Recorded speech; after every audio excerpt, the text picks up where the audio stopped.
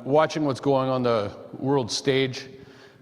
I'm looking at the fact that Germany, France, and a bunch of other European countries that stood up on the same side of the fence when tyranny was coming down on us. We've got an open border allowing this stuff to come in freely. And what are we doing about that thing in particular, an open border? What are we doing about it?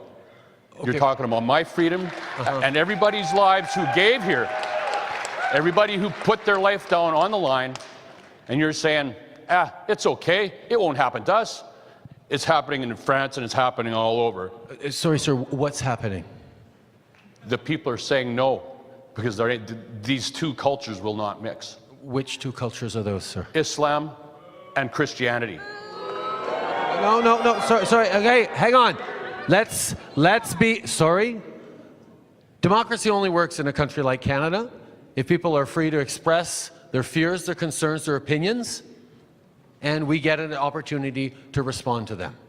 So I'm going to ask you all to be respectful of the speaker's question, and thank you for sharing your concerns, sir. I've got one other thing I want to say about it, okay. Is that they've openly stated that they want to kill us. Okay. And you're letting them in. Okay. Sir, how am I going to go on this one? Canada is a country that was built by immigration. Waves of people came to this country, were welcomed by the folks who had lived here for millennia, the First Nations and the folks here on Treaty 4 land, and built this society with waves of people fleeing religious persecution, fleeing tyranny, fleeing to try and build a better life for themselves here than they had back home. And whether it's folks fleeing from world wars or fleeing from civil wars, these people always want the same thing: to be able to live in peace, to raise their families, and to create a better future for themselves and their communities. And that is what generations upon generations of folks have done here in Canada. And that is what has created this extraordinary diverse society we have. Now, Canada remains one of the only countries in the world where citizens are, by and large, positively inclined towards immigration. And one of the reasons we are that way is because Canadians have confidence in our immigration system. We have a system that over the past decades has done a very good job of not just having people come to Canada, but setting them up for success, helping with integration, helping them thrive in our communities, helping them contribute to growing this country. And we are a country that you can look around any room and see the diversity that has made us strong. And any given generation, I remember talking to Italian immigrants in Montreal, descendants of Italian immigrants in Montreal, who would tell stories of the terrible discrimination that first wave faced when they came over in the post-war years. It's not easy to pick up everything you have, cross an ocean, and try and build a future for yourselves. And if people are doing it, it's because they believe they can build a better future for their kids and grandkids than they could have in a place where they knew things. Now, the question came up a lot in the last election around Syrian refugees.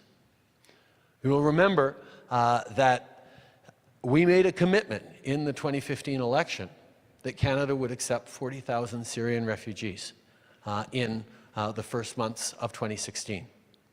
And we did that. And the way we did that was because Canadians right across the country, church groups, community groups, families got together and pulled their resources and welcomed in Syrian families, because these people were fleeing for their lives from civil war, from conflict, from bombs, from a terrible future for their kids. And they are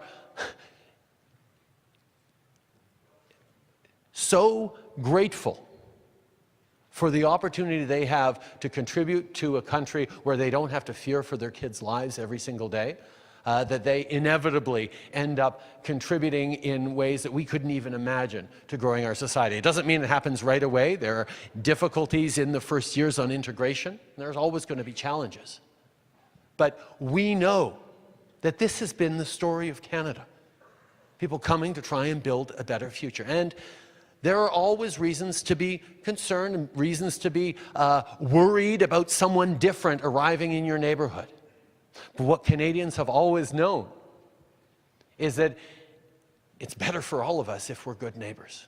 It's better for all of us if you're looking out for your neighbor, if you're understanding that we all build this success together. Now, our immigration system does a very good job of doing security checks and screenings when people come in, whether they arrive regularly through an airport or whether they cross the border from the United States in an irregular way, as is happening more often these days than ever before.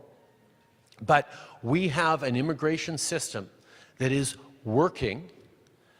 It's not an open border policy. We're not an open country. We're a country that continues to apply every single rule of law we have on the people who arrive here, and we're a country that continues to abide by our international obligations to be a country that provides refuge to people who are fleeing persecution and war.